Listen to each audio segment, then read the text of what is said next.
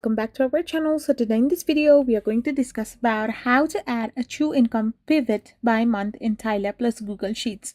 So without wasting much of our time, let's get straight into the video.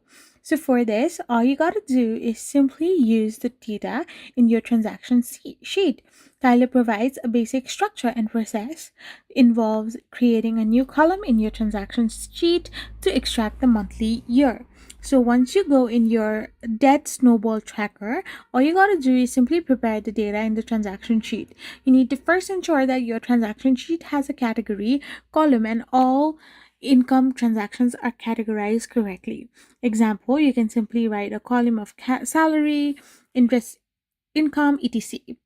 Now you can add a column like month year, add formula. Now you can create the pivot table by selecting your data, opening your pivot table. You can simply tap on the insert button and insert your pivot table right over there.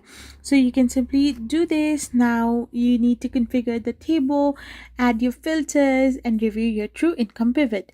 I hope you found this video helpful, so don't forget to hit that subscribe button and do give us a thumbs up. We will be back again with more informative videos. Thank you for watching.